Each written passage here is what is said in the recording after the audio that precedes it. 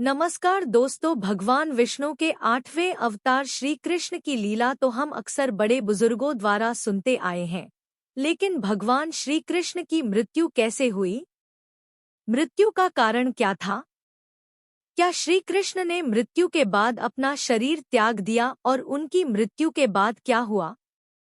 इन सब सवालों के जवाब जानने की जिज्ञासा हर किसी के मन में जरूर होती है। आइए आज हम आपको बताते हैं कि आखिर भगवान श्री कृष्ण की मृत्यु कैसे हुई। भगवान श्री कृष्ण का जन्म 3112 ईसा पूर्व में मथुरा में हुआ था।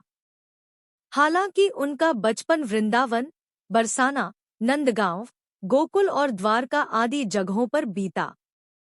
बताया जाता है कि महाभारत के युद्ध के बाद श्री कृष्ण ने द्वारका पर 36 वर्षों तक राज किया, जिसके बाद उन्होंने अपना देह त्याग दिया था। उस समय उनकी आयु 125 वर्ष थी। दरअसल उनकी मृत्यु के पीछे की वजह 2 श्राप हैं। आइए इनके बारे में जानते हैं।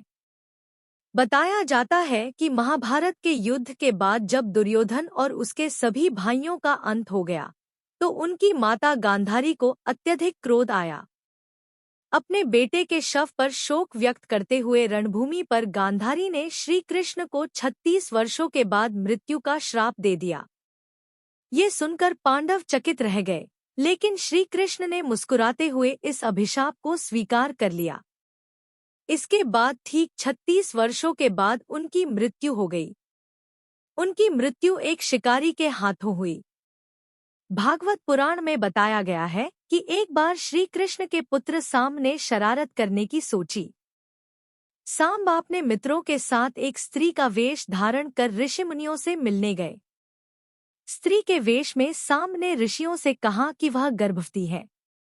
यदुवंश कुमारों की इस शरारत से ऋषियों ने क्रोधित होकर उन्हें श्राप दे दिया कि तुम एक ऐसे लोहे के तीर को जन्म दोगी जो तुम्हारे पूरे कुल का सर्वनाश कर देगा। इस श्राप को सुनकर साम्ब डर गए और उन्होंने तुरंत सारी घटना उग्रसेन को बताई। श्राप से छुटकारा पाने के लिए उग्रसेन ने साम्ब से कहा कि तीर का चूर्ण बनाकर प्रभास नदी में प्रवाहित कर दो, जिसके बाद सांबा ने वही किया। इसके बाद उग्रसेन ने राज्य में ये आदेश पारित कर दिया कि यादव राज्य में कोई भी किसी प्रकार की नशीली सामग्री का इस्तेमाल, उत्पादन या वितरण नहीं करेगा। जय श्री कृष्णा। राधे राधे।